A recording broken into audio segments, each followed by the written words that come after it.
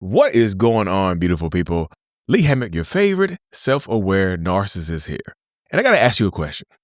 Have you ever been in an argument with a grown adult, like a fully grown human being? Like they could be a CEO, a doctor, a lawyer, a teacher, something like that, right? And then suddenly you realize you're talking to or arguing with a 10-year-old, right?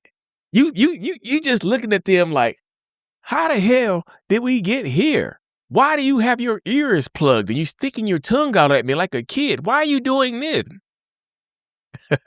I know they got some of y'all did it because today we're talking about the emotional pause button, or what some people refer to as arrested development. And this is the reason why a lot of narcissists never grow up emotionally, internally, right? They could grow up like externally. You can be a 40, 50, 60-year-old person and still have the emotional intelligence or the emotional mentality of a 6, 8, 10, 12-year-old, right? I know a lot of y'all done dealt with that. Don't try to act like you have. I know you feel me when I say that, did you? But as much as you feel me, I can understand how you can get frustrated as well. You feel me, but you're frustrated at the same time, y'all. So we're not going to waste any time. We're going to hop right into it, y'all. In psychology, arrested development means a person's emotional growth stops at a certain age. And typically that age is the age of some type of significant trauma or experience or overindulgence or something like that, right? For a narcissist, that emotional pause button was pushed very early. A lot of them, not every single narcissist is traumatized, right? But a lot of narcissists that are traumatized were stunted or they stopped their emotional growth at a very young age because something did happen to them. And before we go any further, no, I'm not trying to get you to feel sorry for the narcissistic person. I'm not trying to get you to give them another chance because, well, Lee, I didn't really give them a chance to grow up. I feel like a bad person. I feel like I should do that to them. No, you should absolutely not. Look, arrested development or emotional stunting or the emotional pause button is not an excuse to abuse anybody. Let's get that out the way right now, right? There's not an excuse to abuse anybody. Because think about it like this. Just because they stop growing emotionally, they physically still grow. They can be extreme. You can get an extremely smart, intelligent person. Like I said in the beginning, you could have a doctor or a lawyer or a teacher or a psychologist that seems like they are 8 years old, that argues like a kid, that talks to you like a child, right? So they understand the difference between right and wrong. They just do wrong, right? So they can have a high actual intelligence, a high IQ, but their emotional IQ is stuck. It's like he gets stuck on the playground in elementary school or something like that. And that happens to a lot of narcissists. Like, it's not their fault. Let me say this. It's not their fault that they get emotionally stunted. Like, they didn't choose it, right? They didn't choose, like, imagine being born and getting to choose your parents and you pick the abusive parents, right? You're not going to be, imagine getting the chance to pick your parents off an assembly line and it says, good parent, emotionally intelligent, great parent, great communication skills. Oh, what's this? Narcissistic parent, toxic parent, going to abuse me. Give me that one right there. Please give me that one. That doesn't happen. So again, it's not their fault that they became this way, but it is their responsibility to try to change it, to work on themselves. Because as an adult, you are responsible for your own actions. As a 3, 4, 5-year-old, 6-year-old, 8-year-old, no, you can get this some responsibility that's supposed to be kicking in. But overall, you are not responsible for the horrible stuff that happened to you as a child. That's just not how it works, right? And because you're dealing with a narcissist, like emotionally unintelligent narcissist, I'm not going to say use the word stupid. I saw somebody other day say narcissists are emotionally stupid. Like, that's not emotionally stupid. It's just lack of emotional intelligence, right? Because you're dealing with a person like this, they're going to have temper tantrums, y'all.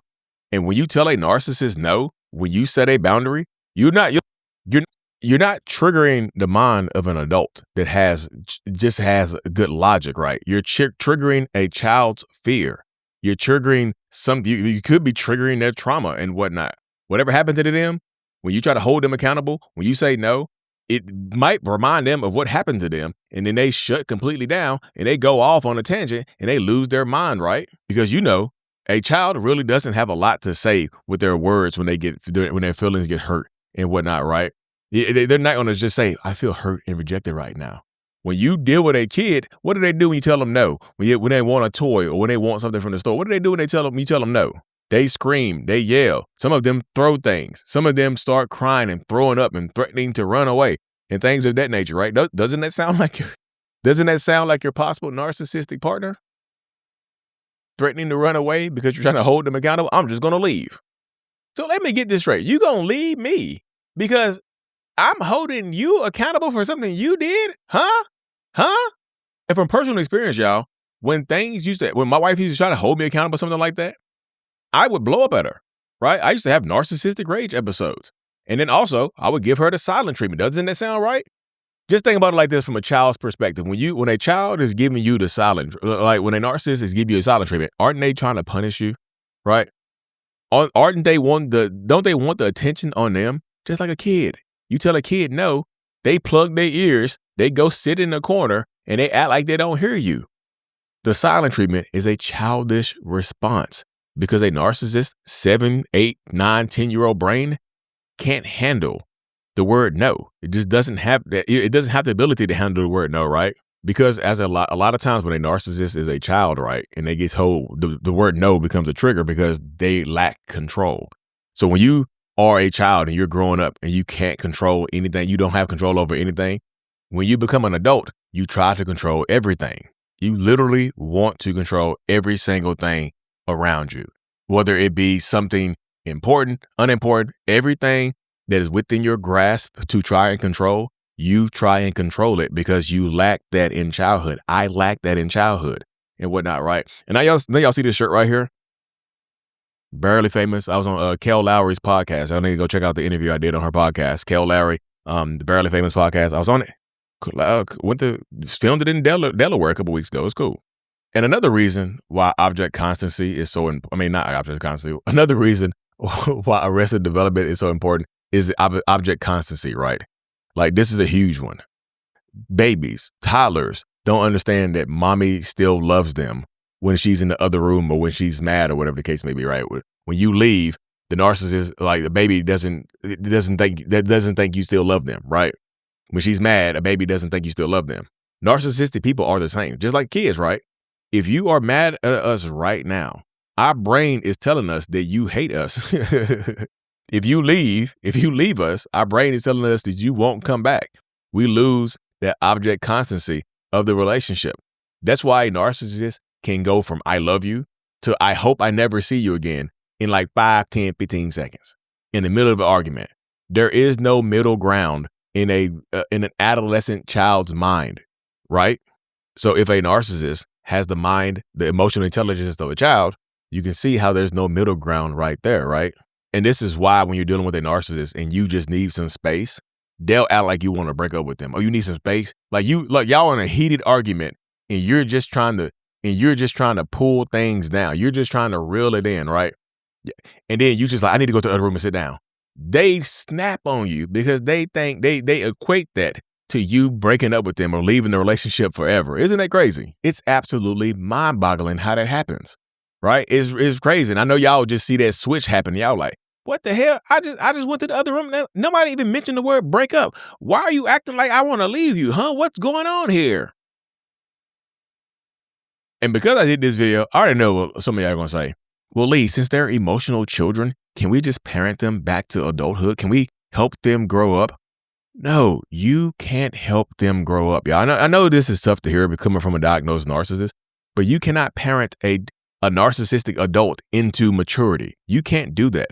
That's one of the biggest mistakes that survivors of narcissistic abuse do. If they try to mature the narcissist, you think if you get into your head, you think if I explain it better or love them harder, they'll grow up, right? You keep thinking that, but you can't logic an infant or a toddler into adulthood. You can't do that, right? You can't make your 9-year-old just say, hey, you got to go work at the steel mill and pay the bills. They're like, huh? I just wanted to play with some Play-Doh. I wanted to go hoop with my friends. Like, honestly, they have to hoop with my friends at 9 years old. Honestly, they have to want to do the hard work themselves.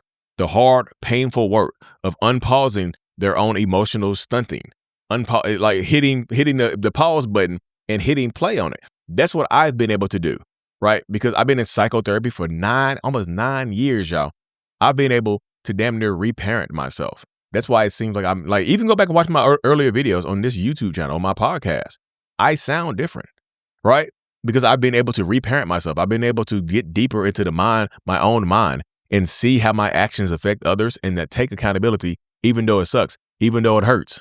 Like, honestly, y'all, accountability, saying I'm sorry, I get chill bumps. I get chill bumps when I have to say I'm sorry. And I know this sounds crazy as hell. Like, Lee, it actually pains you to say I'm sorry? Yes. Yes. That's the tough part right there. Saying I'm sorry, apologizing, admitting that I'm wrong, it's tough as hell. But it's worth it for me, right? It's worth it for me. But for a lot of narcissists, I'm not saying that you're not worth it. It's just not worth it for themselves to do. Because if they don't have to do it, why would they do it? Think about it like that. If they don't have to do it, why on earth would they do it? If you're not going to leave, if you're not going to being able to hold them accountable, they're not going to want to try to grow up, right? And most won't do it because, like, if taking a look at your childhood is a scary thing to do, y'all. It is not an easy thing to do. I'm not trying to make it seem like it's easy, but looking at my childhood, it's scary as hell. Like, damn, I got some stuff going on. Damn, right? So, in conclusion, y'all, your own healing should be your priority, right? If you feel like you're parenting your partner, stop it. If you feel like you have to parent your partner, if you already have 2 children and you feel like you have a third because your partner is a child as well, you are probably right. But you deserve a partner, not a project, not another child, right? You have to stop waiting for them to grow up and start growing your own boundaries. Like, seriously, y'all know me. I'm the self-aware narcissist and I want to see you win, right? And if you want more clarity and get and more direct answers, I'm hosting an event, a live Q&A event in New York City on June the 2nd. Y'all can find more information at my website, mentalhealness.net/events. You can get registered up there as a live Q&A in person. There's no, like, it really is. I got a mic. Everybody else has mics. We're just going back and forth asking questions. You ask questions, you get answers. Like, we're going to pass it around. Everybody's going to get a chance to speak. It's going to be an amazing event. I've never been to New York City. So June 2nd, New York City. I think it's the Manhattan area. So mentalhealness.net/events. Get registered up, y'all. Check out my site for my one-on-ones and my coaching. And I am out. Peace.